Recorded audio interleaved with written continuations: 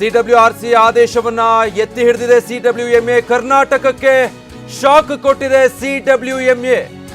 3500 cusec ನೀರು ಹರಿಸಬೇಕು ಅಂತ ಅದೇ ಆದೇಶವನ್ನ ಕೊಟ್ಟಿದೆ. ಮತ್ತೆ ಸಿಡಬ್ಲ್ಯೂಆರ್ಸಿ ಏನು ಆದೇಶ ಕೊಟ್ಟಿತ್ತೋ ಆ ಆದೇಶವನ್ನ ಸಿಡಬ್ಲ್ಯೂಎಂಎ ಎತ್ತಿ ಹಿಡಿದಿದೆ. ಸೊ ಎಷ್ಟೇ ಪ್ರಬಲವಾದ ವಾದ ಮಂಡನೆ ಮಾಡಿದ್ರೂ ಕೂಡ ಕರ್ನಾಟಕಕ್ಕೆ ಯಾವುದೇ ಪ್ರಯೋಜನ ಆಗಿಲ್ಲ. ಬದಲಿಗೆ ಮತ್ತೆ ಗಾಯದ ಮೇಲೆ ಬರೆ ಅಂದಂಗೆ ಮತ್ತೆ ಶಾಕ್ ಎದುರಾಗಿದೆ. ಈಗಾಗಲೇ ಒಂದ್ ಕಡೆ ಪ್ರತಿಭಟನೆ ಕಿಚ್ಚು ಹೆಚ್ಚಾಗ್ತಾ ಇರೋದು ನೋಡ್ತಾ ಇದೀವಿ. ಆದ್ರೆ ಇವತ್ತು ಸಿಡಬ್ಲ್ಯೂಎಂಎಯಲ್ಲಿ ವಾದ ಪ್ರತಿವಾದ ನಡೆದ ನಂತರ ಈಗ ಏನಾಗಿದೆ ಆದೇಶ ಅನ್ನೋದು ನೋಡ್ತಾ ಇದ್ವಿ. ಸಿಡಬ್ಲ್ಯೂಆರ್ಸಿ ಏನ್ ಹೇಳಿದೆ ಅದನ್ನೇ ಮತ್ತೊಮ್ಮೆ ಸಿಡಬ್ಲ್ಯೂಎಂಎ ಪುನರುಚ್ಚರಿಸ್ತಾ ಇದೆ.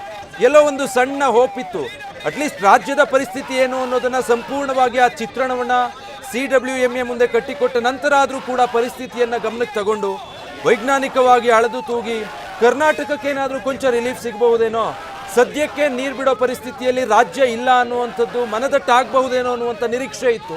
ಆ ಎಲ್ಲ ನಿರೀಕ್ಷೆಗಳು ಈಗ ಸುಳ್ಳಾಗಿದೆ.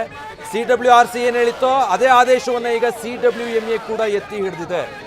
ಸೊ ಸಿಡಬ್ಲ್ಯೂಆರ್ಸಿ ಏನು 15 ದಿನ ಪ್ರತಿದಿನ 3500 ಕ್ಯೂಸೆಕ್ ನೀರನ್ನ ತಮಿಳುನಾಡಿಗೆ ಬಿಡಬೇಕು, 4 TMC, ಹತ್ತತ್ರ 4.5 TMC ನೀರಾಗುತ್ತೆ, ಆ ರೀತಿ ಆದೇಶ ಕೊಟ್ಟಿತ್ತು.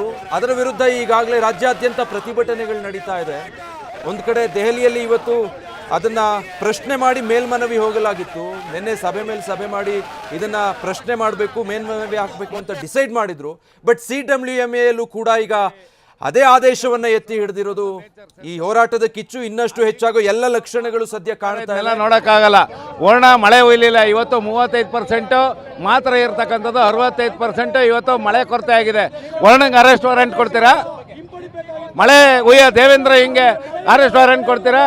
ದೇವರಾಣೆಗೂ ಇವರಿಗೆ ಮಾನ ಮರ್ಯಾದೆ ನಾಚಿಕೆ ಏನಾರ ಇದ್ರೆ ಡೀಟೇಲ್ಸ್ ಕೊಡ್ತಾರೆ. ಹರೀಶ್ ಲೈವ್ ಅಲ್ಲಿ ಜಾಯ್ನ್ ಆಗ್ತಾ ಇದ್ದಾರೆ. ಹರೀಶ್, ರಾಜ್ಯಕ್ಕೆ ಇದೊಂಥರ ಬರ ಸಿಡಿಲ ಬಡಿತ ಅಂತ ಹೇಳ್ಬೋದು. ಈಗಾಗಲೇ ಕಂಗೆಟ್ಟಿರೋ ರಾಜ್ಯಕ್ಕೆ ಇಲ್ಲಾದರೂ ಸ್ವಲ್ಪ ರಿಲೀಫ್ ಸಿಗುತ್ತಾ ಸಿಡಬ್ಲ್ಯೂಎಂಎಯಲ್ಲಿ ಅನ್ನೋ ನಿರೀಕ್ಷೆ ಇಟ್ಕೊಂಡು ಮೇಲ್ಮನವಿ ಹೋಗಲಾಗಿತ್ತು. ಬಟ್ ಗಾಯದ ಮೇಲೆ ಬರೆ ಎಳೆದಾಗಿದೆ.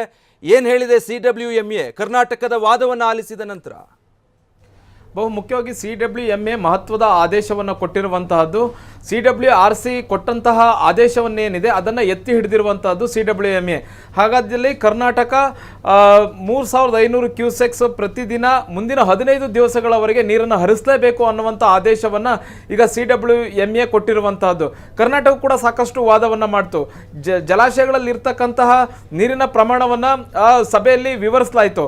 ಈಗ KRSನಲ್ಲಿ ಕೇವಲ 17 TMC ನೀರಿದೆ, ಜೊತೆಗೆ ಹೇಮಾವತಿಯಲ್ಲಿ ಕೇವಲ 24 TMC ನೀರಿರ್ತಕ್ಕಂಥದ್ದು, ಜೊತೆಗೆ ಕಬಿನಿಯಲ್ಲಿ ಇರ್ತಕ್ಕಂಥ 14 TMC ನೀರು. ಈ ಎಲ್ಲ ವಿವರವನ್ನು ಕೂಡ ಸಿಡಬ್ಲ್ಯೂಎಂಎ ಮುಂದೆ ಇಟ್ಟಿರ್ತಕ್ಕಂಥದ್ದು. ಆದರೆ ಸಿಡಬ್ಲ್ಯೂಎಂಎ ಒಂದು ಆದೇಶವನ್ನು ಕೊಟ್ಟಿದೆ. ಸಿಡಬ್ಲ್ಯೂಆರ್ಸಿ ಕೊಟ್ಟಿದ್ದಂಥ ಆದೇಶವನ್ನೇ ಈಗ ಎತ್ತಿ ಹಿಡಿದಿರುವಂತಹದ್ದು. ತಮಿಳುನಾಡಿನ ವಾದವನ್ನು ಪುರಸ್ಕರಿಸಿದೆ, ಕರ್ನಾಟಕದ ವಾದವನ್ನು ತಿರಸ್ಕರಿಸಿರುವಂತಹದ್ದು. ಬಹು ಮುಖ್ಯವಾಗಿ ಇದು ಎಲ್ಲ ಒಂದು ಕಡೆ ಕರ್ನಾಟಕಕ್ಕೆ ಒಂದು ಕಡೆ ಇದು ಬರಗಾಲ, ಒಂದು ಸಂಕಷ್ಟದ ಕಾಲ. ಇಂಥ ಸಂಕಷ್ಟದ ಕಾಲದಲ್ಲಿ ತಮಿಳುನಾಡಿಗೆ ನೀರು ಹರಿಸಬೇಕು ಅನ್ನುವಂಥದ್ದು ಗಾಯದ ಮೇಲೆ ಬರೆ ಎಳೆದಂತಹ ಪರಿಸ್ಥಿತಿ ಈಗ ಆಗಿರುವಂತಹದ್ದು.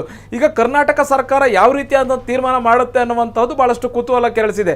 ಸಿಡಬ್ಲ್ಯೂಆರ್ಸಿ ಕೊಟ್ಟಂತಹ ಆದೇಶದಲ್ಲಿ ನಾವು ಯಾವುದೇ ಕಾರಣಕ್ಕೂ ನೀರು ಹರಿಸೋದಿಲ್ಲ, ನಾವು ಸಿಡಬ್ಲ್ಯೂಎಂಎಗೆ ಮೇಲ್ಮನವಿಯನ್ನು ಸಲ್ಲಿಸ್ತೀವಿ ಅನ್ನುವಂಥದ್ದನ್ನ ಕರ್ನಾಟಕ ಸರ್ಕಾರ ಒಂದು ದಿಟ್ಟ ನಿಲುವನ್ನು ತೆಗೆದುಕೊಂಡಿತ್ತು. ಈಗ ಸಿಡಬ್ಲ್ಯೂಎಂಎ ಈಗ ಆದೇಶವನ್ನು ಮಾಡಿರುವಂತಹದ್ದು.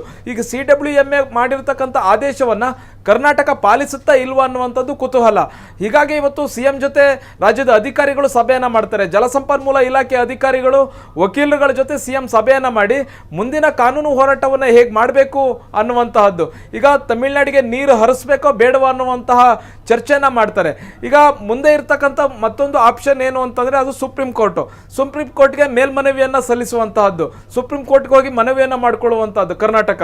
ಅಂದ್ರೆ ಸಿಡಬ್ಲ್ಯೂಎಂಎ ಕೊಟ್ಟಿರ್ತಕ್ಕಂಥ ಆದೇಶ ಅವೈಜ್ಞಾನಿಕವಾಗಿದೆ. ನಾವು ನೀರನ್ನು ಹರಿಸಲಿಕ್ಕೆ ಸಾಧ್ಯ ಇಲ್ಲ. ಇಷ್ಟು ಪ್ರಮಾಣದ ನೀರನ್ನು ಹರಿಸಬೇಕು ಅಂತಂದ್ರೆ KRS ಆಗಿರ್ಬೋದು, ಕಬಿನಿ ಆಗಿರ್ಬೋದು, ಈ ಜಲಾಶಯಗಳಿಂದ ಸುಮಾರು 7000 ಕ್ಯೂಸೆಕ್ಸ್ ನೀರನ್ನು ಪ್ರತಿದಿನ ಹರಿಸಬೇಕಾಗುತ್ತೆ.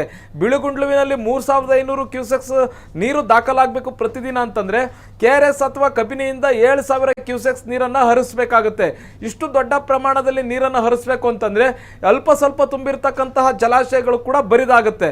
ಮತ್ತೆ ಮುಂದೆ ಭವಿಷ್ಯಕ್ಕೆ ಕುಡಿಯುವ ನೀರಿಗಾಗಿ ಕರ್ನಾಟಕ ಇಟ್ಕೊಂಡಿರ್ತಕ್ಕಂತಹ ನೀರೇನಿದೆ ಇದು ಖಾಲಿ ಆಗುತ್ತೆ. ಭವಿಷ್ಯದಲ್ಲಿ ಬೆಂಗಳೂರಿಗೆ ನೀರನ್ನು ಕೊಡಬೇಕು, ಜೊತೆಗೆ ಮಂಡ್ಯ, ಮೈಸೂರು. ಹರೀಶ್ ಹಾಗೆ ಸಂಪರ್ಕದಲ್ಲಿರಿ, ಮತ್ತೆ ಮಾತಾಡಿಸ್ತೀನಿ.